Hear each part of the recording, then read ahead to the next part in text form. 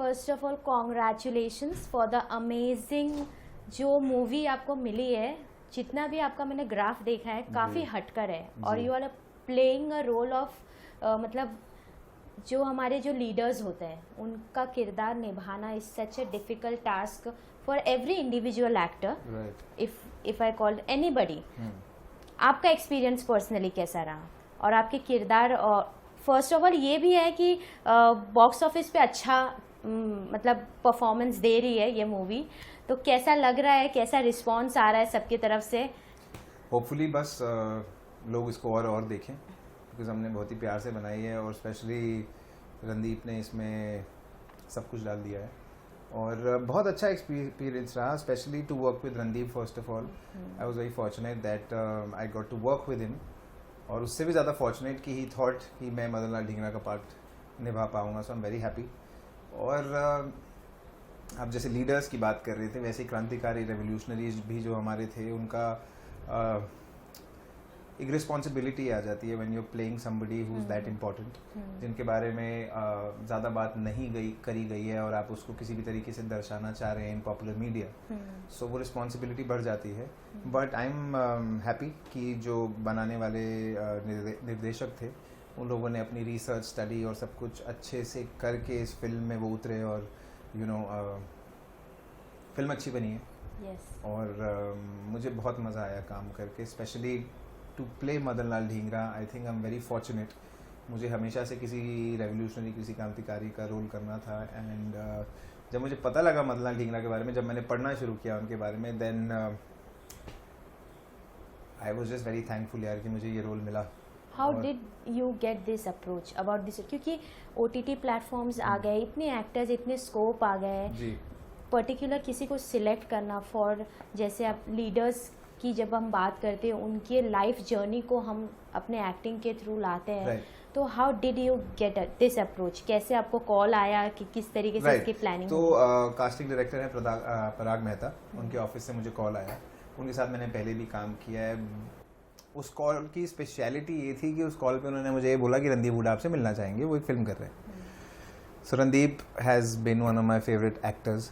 तो पहले तो मैं तभी खुश हो गया कि रणदीप बुला रहे हैं तो कुछ ना कुछ इंटरेस्टिंग होगा और आई वाज क्यूरियस कि what he really has to offer me. तो मैं मिला उनसे तो मेरी वो खुशी तो अलग थी ही, एक्साइटमेंट अलग थी ही. पर जब उन्होंने मुझे मदन लाल ढींगरा के बारे में बताया और जिस पैशन के साथ उन्होंने इस कैरेक्टर के बारे में मुझे बताया, and he also told me that this is one of my favourite characters, मेरा बस चले तो मैं मदन लाल ढींगरा पे फिल्म बनाऊँ.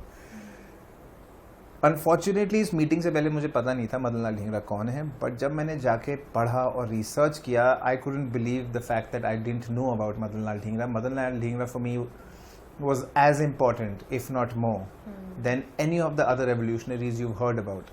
वो पहले मार्टर थे, वो पहले शहीद थे जिन्हें ब्रिटेन में फांसी हुई. उनके नक्शे कदम पे फिर बहुत सारी जनरेशन्स और बहुत सारे लोग उनसे प्रभावित हुए, इंस्पायर हुए, to do the same. Because उससे पहले अंग्रेज़ों से लड़ना, उनको मारना, ये सारी बात यूज्ड टू सीम इम्पॉसिबल कि ऐसा किया भी जा सकता है. बट उन्होंने एक ट्रेंड सेट किया, एटलीस्ट उन्होंने एक ही paved a way for people to follow, and people like Bhagat Singh were also influenced by somebody like Madan Lal Dhingra. So I was very I felt gratitude कि मुझे ये role आया है और मुझे उसकी रिस्पॉन्सिबिलिटी समझ आई और रणदीप के साथ फिर क्लोजली काम करने में, वो कैरेक्टर को तराशने में और हर एक सीन को अच्छे से करने में बहुत मज़ा आया और काफ़ी इंटेंस माहौल रहता था क्योंकि सारे सीन बहुत इंटेंस हैं, वो सिचुएशंस बहुत इंटेंस हैं. मदन लाल ढींगरा ने कर्जन वाइली को मारा था, उसके बाद उन्होंने एक स्पीच दी थी जो बहुत ही फेमस स्पीच हुई थी.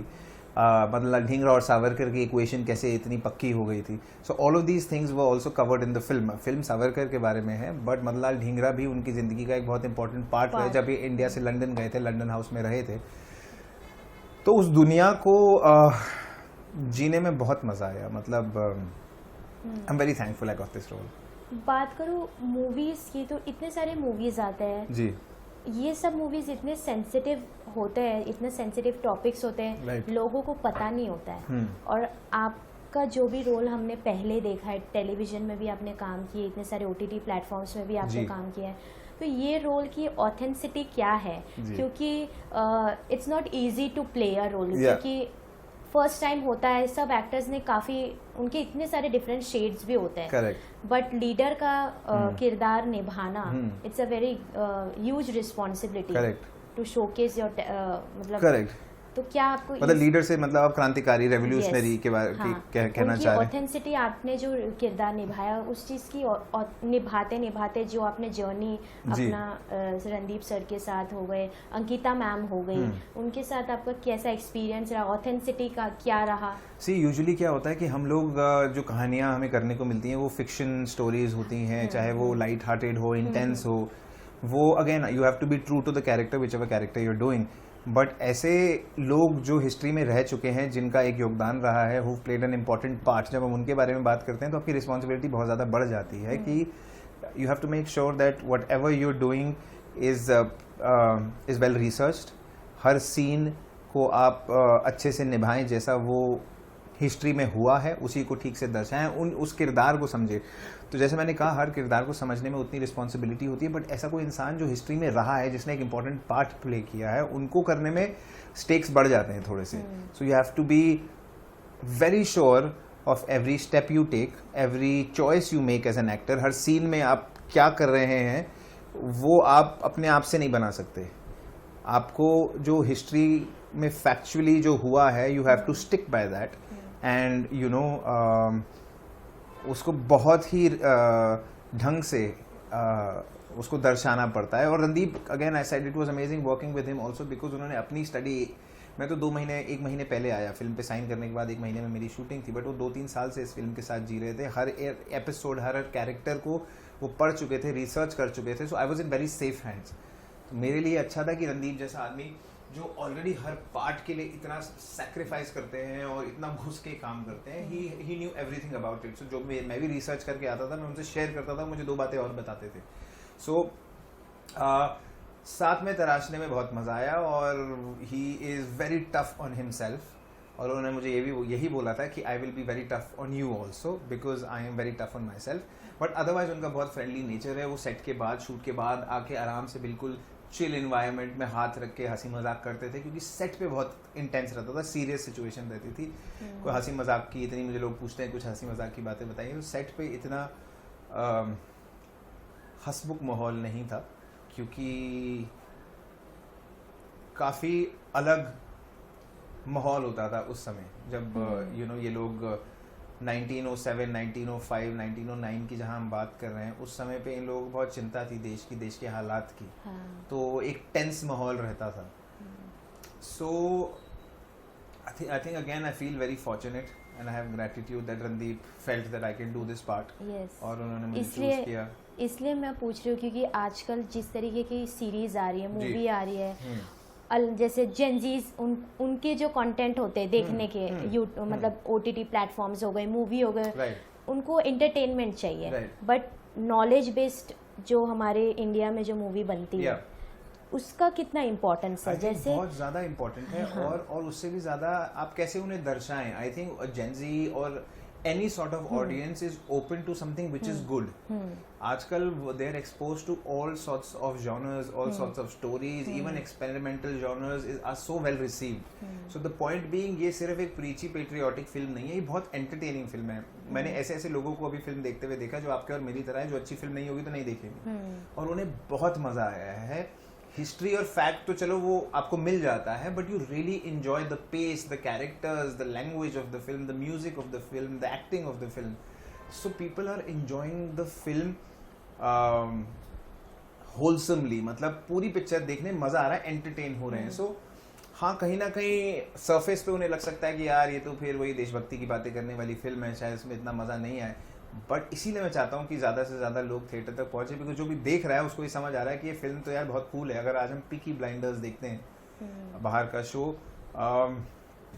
ये मतलब यहाँ का पीकी ब्लाइंडर्स है। वही मैं कह रही हूँ, जैसे जो प्रोसेस है देशभक्ति की भी अगर हम बात करें, प्रोसेस है जो उन्होंने अपने लाइफ में जो फेस किया, स्ट्रगल किया, तभी आज हम इतने फ्रीडम से घूम पाते हैं। तो व्हाट डू यू थिंक कि मतलब जो आज का यूथ है उन्हें इस तरीके का, जैसे वीर सावरकर सर हैं, उनके बारे में हमने बस नाम सुना है, इतनी सारी चीज़ें मूवी के थ्रू आज जब हम देख रहे हैं तो पता चल रहा है अच्छा ऐसा भी हुआ था। तो what do you think why it is important क्यों लोगों को जानना कि ऐसा हमारे देश में काफ़ी ऐसे ग्रेट लीडर्स हैं अपने देश के लिए फाइट कर रहे हैं और एक्टर्स को जज करते हैं कि आपने इस किरदार को कैसे मतलब निभाया, आपने तो पहले ये किरदार क्यों निभाया, पहले आपने ये किया था, आजकल का जो यूथ है काफ़ी अलग है. How you look See, actually the thing is a film like this is too politicized. लोग एक साइड लेते हैं नहीं तो दूसरी साइड लेते हैं, विच इज़ फाइन. आपकी अपनी आइडियोलॉजी है, आपकी अपनी समझ है. आपको अगर लगता है कि ये साइड ऑफ पॉलिटिक्स या ये साइड ऑफ पॉलिटिक्स आपको ज़्यादा फेवर करती है तो आप you free to choose what ever you want. But the point is यही मुझे थोड़ा सा अनफॉर्चुनेट यही लगता है कि ऐसी स्टोरीज इसलिए देखना ज़रूरी है क्योंकि हमें थोड़ी देर के लिए पॉलिटिक्स साइड रखनी पड़ेगी और ये समझना पड़ेगा कि लोगों का कितना योगदान है. वो एक्चुअली में बात सही है कि 5-6 लोग मिलके आपको इंडिपेंडेंस नहीं दिला सकते थे. अभी भी बहुत सारे लोग, अगर आप काला पानी जाएंगे तो आप काला पानी में, मुझे आज ही कोई और जर्नलिस्ट बता रहे थे कि वो काला पानी जब गए और उन्होंने जब वहाँ नाम देखे लिखे हुए, उनके रोकने खड़े हो गए, वो रह नहीं पाए. इतनी ईरी फीलिंग आती है अगर आप काला पानी जाएं. तो ये सच में हुआ है. ये लोग हैं जिन्होंने सेक्रीफाइसेस दिए हैं, जिनके बलिदान हुए हैं. सो हमको एटलीस्ट अगर हम उन्हें रिस्पेक्ट नहीं कर सकते, उन्हें एक्नॉलेज तो करना चाहिए. आप ये नहीं बोल सकते कि अरे ये तो पॉलिटिकल पार्टी की फिल्म है और ऐसा है. सो आई थिंक ये थोड़ा सा अनफॉर्चुनेट है बिकॉज मैंने देखा है रणदीप को फिल्म बनाते हुए. उन्होंने कितनी जी जान से बनाया, उन्होंने खुद पैसे तक लगाए, सब कुछ. मतलब खाना नहीं खाते थे वो सेट पे. He had lost so much weight. So I know the passion with which he is made. If you know it's about an ideology. You might not believe in that ideology but that person was also working for the freedom of the country. मतलब अगर मैं और आप अलग तरीके से सोचते हैं बट हमारा उद्देश्य तो एक ही है. हमको वो इंडिपेंडेंस दिलाना है. तो at the end of the day the motive was the country to be set free. ये वो लोग थे जिन्हें बहुत तकलीफ थी कि हमारा देश ब्रिटिश रूल में है, इतनी एट्रोसिटीज हो रही है, इतने जुल्म हो रहे हैं हमारे देश के ऊपर. So these were people who were deeply moved by it. और मैं यही चाहता हूँ कि यूथ एटलीस्ट समझे कि आज जैसे आप बोल रहे थे कि इंडिपेंडेंस और इतना फ्री दुनिया में हम घूमते हैं, एटलीस्ट हमें पता तो लगे हम कहाँ थे. Madan Lal Dhingra died when he was 25. इन्हें फांसी हो गई थी. तो आप सोच भी नहीं सकते कि ये 22, 23, 24 साल के लोगों में कितना दुख था इनके अंदर कि देश की क्या हालत कर रहे हैं और हम इन्हें मारेंगे और मार के मर जाएंगे. Just to think that is so unbelievable कि इतने यंग उम्र में आप इतनी bravery, you have the audacity to think like that, you know.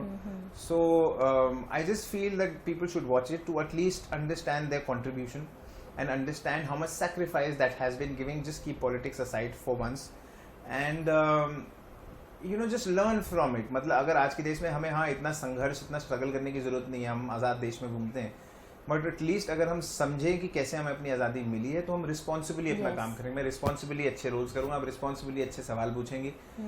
कोई भी किसी भी तरीके से रिस्पॉन्सिबली हम ऐसा काम कर पाए जो कहीं ना कहीं यू नो कम्युनिटी, देश को एकजुट करके साथ चलने में मदद करे और आगे बढ़ने में मदद करे in whatever field you are in.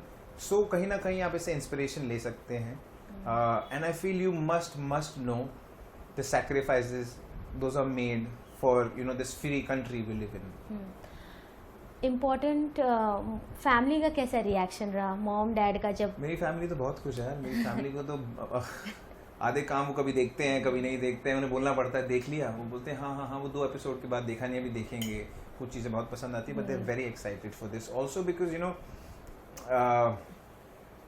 Parents की उम्र के लोग, ग्रैंड पेरेंट्स की उम्र के लोग, उन्होंने फिर भी देखा है कि कितना क्या हुआ था, किन किन लोगों ने क्या क्या सैक्रिफाइस दिए हैं. उन लोगों को पता है. मतलब मदन लाल ढींगरा के बारे में उन्हें पता था, मुझे नहीं पता था. I called my dad also, उन्होंने मुझे इतना कुछ बताया.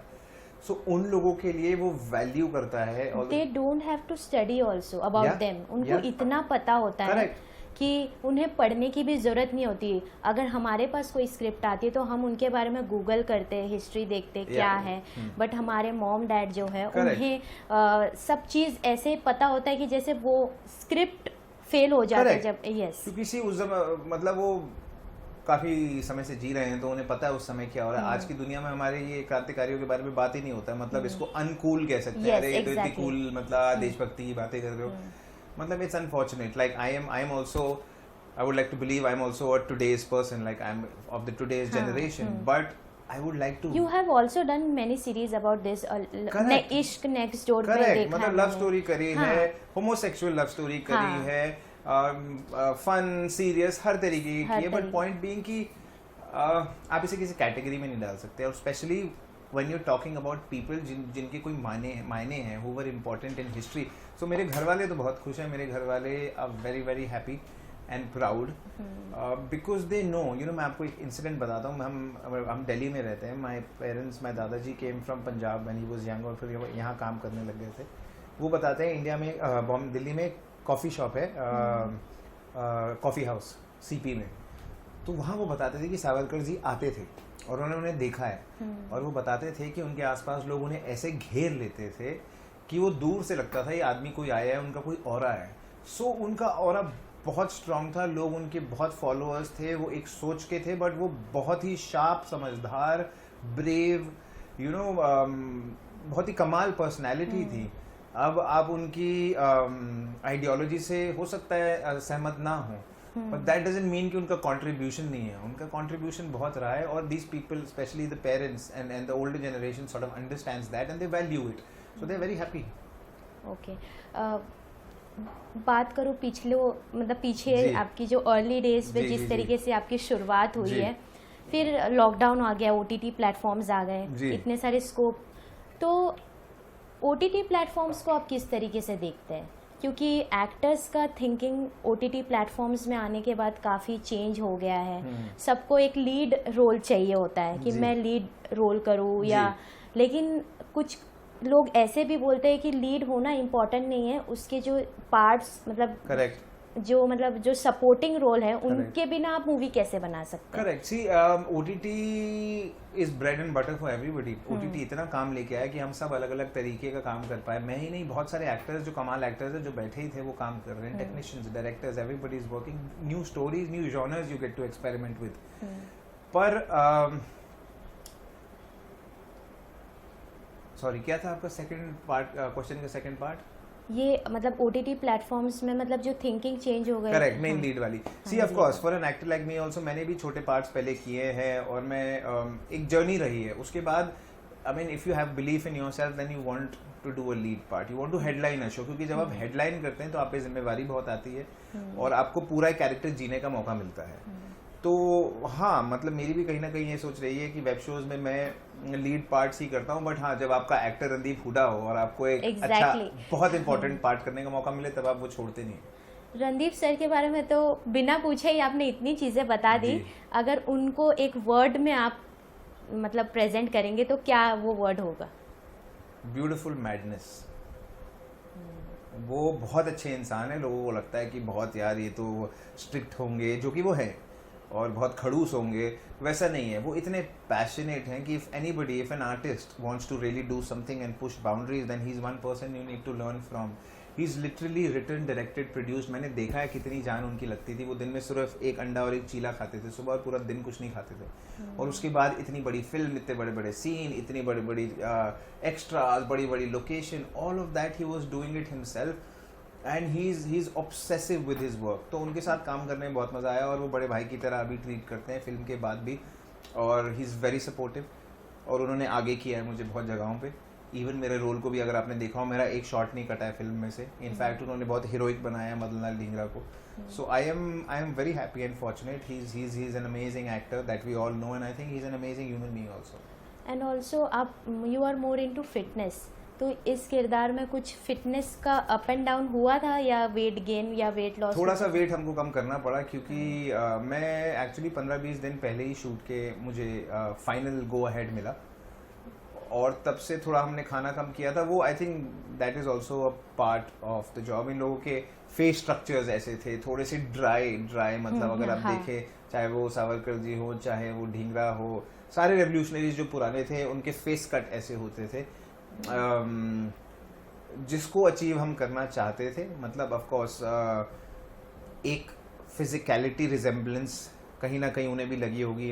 इसीलिए उन्होंने एक्टर के साथ साथ एक रिजेम्बलेंस भी आपको चाहिए होती है. बट हाँ, थोड़ा सा हम लोगों ने अपने आप को शेप में लाने की कोशिश की. और क्योंकि हम डाइट और खाने से एक्सपेरिमेंट करते रहते हैं, तो वो इतना मुश्किल पार्ट नहीं था. मतलब मैंने तो कुछ महीने भर के लिए वो डाइट उतनी ऑल्टर की. रणदीप तो 3 साल तक वैसा, 2 साल तक वैसा ही खा रहे थे. बट आई थिंक वो था, बट माइन्यूट था. थोड़ा सा शेप में आने के लिए हमने थोड़ा सा कैलोरी इनटेक कम किया. एनी एडवाइस टू दोस्त जो न्यू कमर्स है, जी जिनका थॉट प्रोसेस चेंज हो, हाँ सक्सेस है, नेगेटिव चीज़ इतनी है, करेक्ट पॉजिटिव भी है, बट Correct. उसको हैंडल कैसा किया जाए? सी आई थिंक यही पिक्चर से ही थोड़ी सी इंस्पिरेशन अगर ले लें कि हालात तो मुश्किल होंगे ही, मतलब नोबडी ओज यू एनीथिंग, मतलब कोई बाहर वाला को आपका कोई कर्ज नहीं देना है कि वो आपको बाहर जाके काम देगा या आपको रिस्पेक्ट देगा. You have to earn it yourself and if you really want to do something, आप सारा शोर शराबा को कट आउट कीजिए and work on yourself and focus on what you really want to do and that should be a goal. जैसे वो बोलते हैं ना, अर्जुन को सिर्फ आंख नजर आती है, वो एक्चुअली किसी रीजन के लिए बोला जाता है, because if you focused in what you want to do, you will invariably get there also, and there's always so much work you can put on yourself. मतलब कभी ऐसा कभी भी नहीं होगा कि मैं अब तैयार हूँ.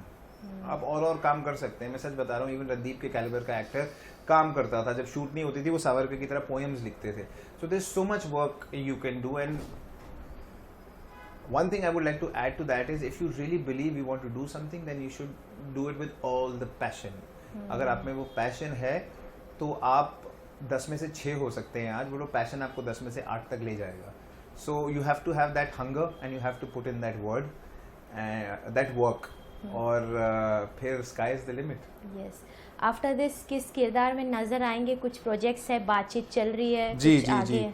एक वेब सीरीज ऑलरेडी शूट हुई है, वो आई थिंक आनी चाहिए मई के आसपास, और बाकी एक और प्रोजेक्ट में अभी शूटिंग करना शुरू करूंगा. अब दोनों के बारे में डिटेल्स मैं आपको नहीं बता सकता, बट हाँ आने वाले वेब शोज आने वाले. Message to fans and audience about this movie, और योर मतलब फैंस भी ईगरली वेट करते हैं जी. जब एक्टर्स का कुछ नया आता है. जी.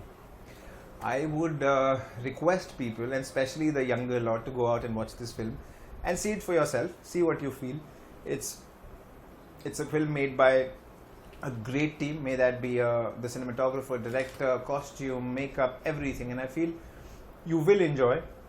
And you must know about the facts, what have happened. You can go back and research and see, and you will realize that factually it's pretty on point. और आपको इससे इंस्पिरेशन मिलेगी. And also if you follow my work, you will see me in a different light, and yeah there is something cool I am doing. So yeah, for the respect of Madanlal Dhingra, please go watch it. Thank you so much. Thank you so much. Thank you so much.